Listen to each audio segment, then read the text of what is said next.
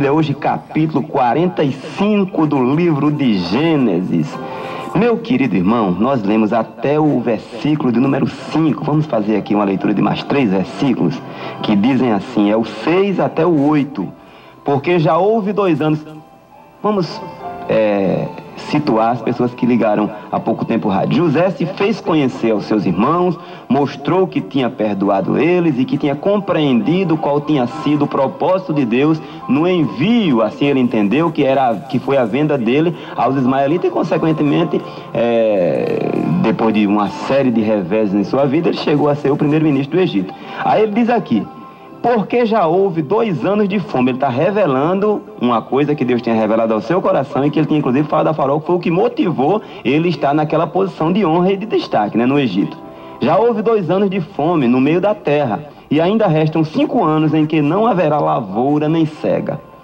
Pelo que Deus me enviou diante da vossa face para conservar a vossa sucessão na terra. Quando ele diz a vossa sucessão na terra, está incluindo aqui o propósito de Deus no Messias em vir naquela família, meu irmão. Não tenhamos dúvida, isso não era segredo. Abraão, Jacó, a promessa foi sendo paulatinamente renovada de um para o outro. Abraão, Isaac, Jacó, José, Judá, todos sabiam desta promessa maravilhosa que era o Messias vir da tribo de Judá, dos israelitas, da tribo de Judá especialmente. Aí ele diz que é para guardar-vos em vida por um grande livramento. Esse grande livramento, claro que o sentido era de não ter se extinguido, o sentido aqui primário, o sentido literal, para não se extinguir toda a genealogia judaica ou as raízes judaicas, desaparecer do mapa. Mas se a gente for aplicar, entendamos, a um sentido espiritual, o grande livramento qual é, meu irmão? A aplicação é exatamente a morte de Cristo no Calvário. E Deus nunca deixou e nem deixará que a sua palavra caia por terra. Pode passar céu e terra, mas a sua palavra não passará. Assim não foste vós que me enviaste, mas sim enviaste para cá, senão Deus que me tem posto por pai de Faraó. Ou seja, uma pessoa que Faraó tinha uma considerações igualitária a um de pai, pelo sentido do respeito e de ouvir as orientações de José. E por colocar, Senhor de toda a sua casa e como regente de toda a terra do Egito. Meu irmão, não tinha lição maior para José dar, ou o Espírito de Deus, melhor dizendo, dar para aqueles irmãos de José. Eles estavam enfrentando aqui uma coisa muito pior, excessivamente pior, que é a única punição vingativa. Não, irmãos. Eles estavam enfrentando a exposição de suas almas diante de si mesmo. É quando alguém ou alguma situação ou circunstância faz com que mostre pra gente que a gente não é tudo aquilo que investiu. Aí vem a decepção. Muita gente não suporta isso aí, viu? E a tendência é se recluir. A tendência de alguns é até suicídio, mas não é de Deus. Decepções na vida conosco mesmo faz com que essa presunção, que é um conceito elevado que fazemos de nós, caia por terra e apareça o Senhor Jesus.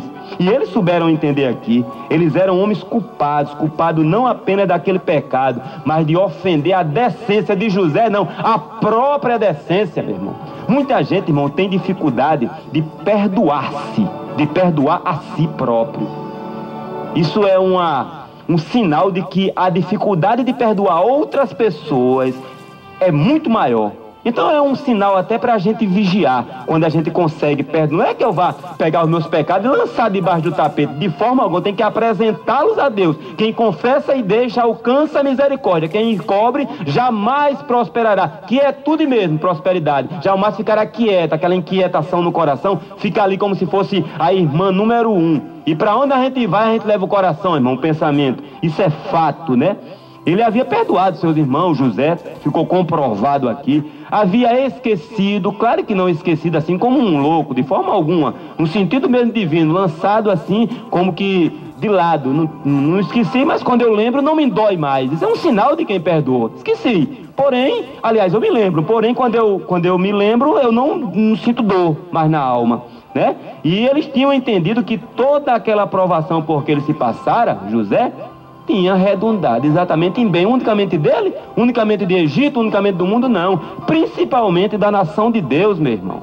Ele tratou os seus irmãos conforme Deus nos trata, apesar de nossas transgressões, de nossos absurdos, dos nossos pecados, das nossas afrontas contra a sua santidade. Essa é a pessoa que tem comunhão com Deus. Como Paulo falou, vivo não mais eu, mas Cristo vive em mim. Ou seja, as minhas atitudes são como Cristo tivesse que tomá-las em meu lugar. É exatamente isso que José fez aqui. O perdão e amor, tenha certeza, são as lições mais difíceis do cristianismo. Perdão e amor, anote aí e faça aí um gráfico de Pareto mensal aí, para você ir vendo aí quantas vezes você conseguiu perdoar e conseguiu agir com amor. Amor sem interesse, um amor mesmo assim, inteiro, da alma, né? Esse sim. A partir do verso 9 aí, José: apressai-vos e subia, meu pai, glorificado seja o nome de Deus. Aqui é uma questão geográfica, né? No caso onde eles estavam, o pai deles estava em Canaã. E diz-lhes: assim tem dito teu filho José, Deus me tem posto por Senhor em toda a terra do Egito. Desce a mim, ou seja, venha até mim e não te demores. Isso foi o aconselho que José deu aos seus irmãos, a orientação, né? E habitarás, para ele dizer para José, para Jacó, e habitarás na terra de Gósen, terra fértil, uma das melhores do Egito, né? E estarás perto de mim, tu e os teus filhos, e os filhos dos teus filhos, e as tuas ovelhas, e as tuas vacas, e tudo o que tens. E ali te sustentarei, porque ainda haverá 5 anos de fome, para que não pereças de pobreza, tu e tua casa, e tudo o que tens. Meu irmão, todo mundo nessas alturas estava calado, eles não tinham o que falar. Tem momentos que quando a pessoa... Aqui foi uma questão de surpresa. Quando alguém nos surpreende com algo tão nobre, favorável a nós, a gente fica assim, meu Deus. Aí começa a catar dentro de nós. Olha, meu irmão, a partir daí, um coração que é tendencioso a Cristo, inicia-se a mudança, a transformação. Porque uma coisa que todos nós prezamos, irmãos, e gostamos de ser visto, é como uma boa reputação, um bom caráter. E quando descobrimos que o nosso caráter não chega nem perto daquela pessoa ou daquela ação, eu não agiria assim. Isso é um pensamento que normalmente vem na cabeça. Mas aí José continuou firme e forte. E ali sustentarei, porque ainda haverá 5 anos, e eis que os vossos olhos veem, os olhos do meu irmão Benjamim, que é a minha boca que vos fala. Ou seja, ele estava colocando ali, vocês estão vendo que sou eu, olhe com cuidado, os olhos de vocês, e Benjamim especialmente, o que eu era mais ligado, que é exatamente José quem está falando com vocês. E fazei a saber a meu pai, olha meu irmão, que honra.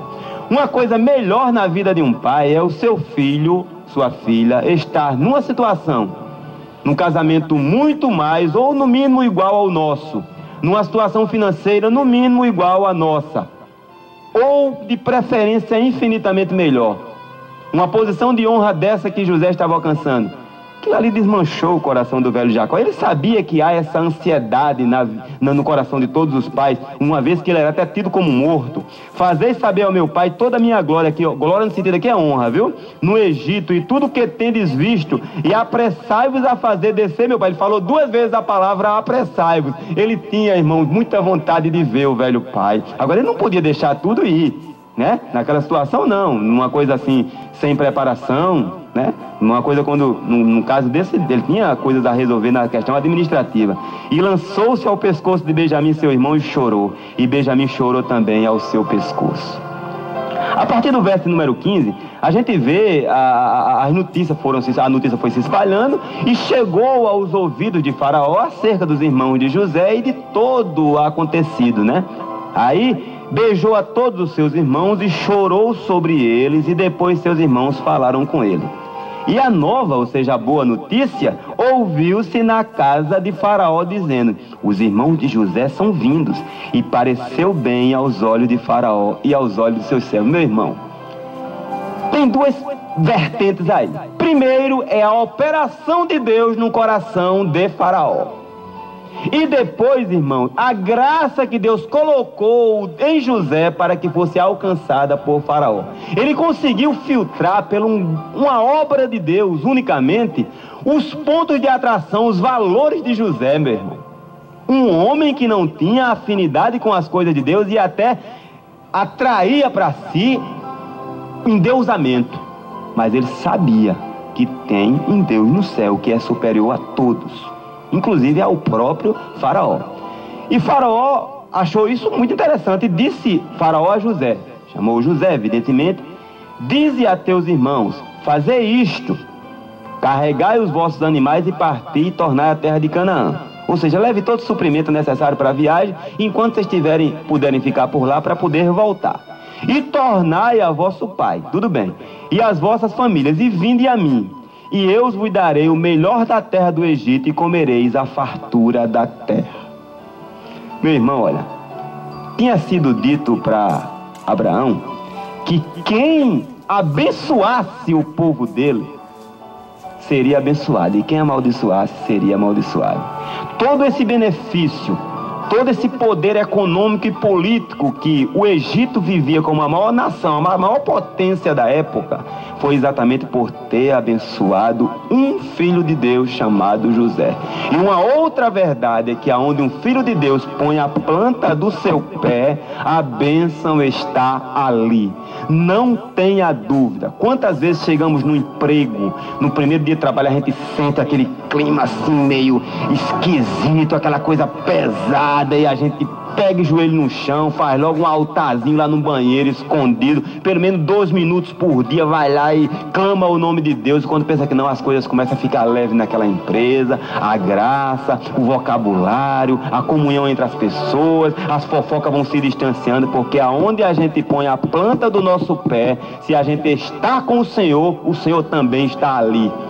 13h30, ouçamos então Esteves Jacinto, o hino Ele é Maior.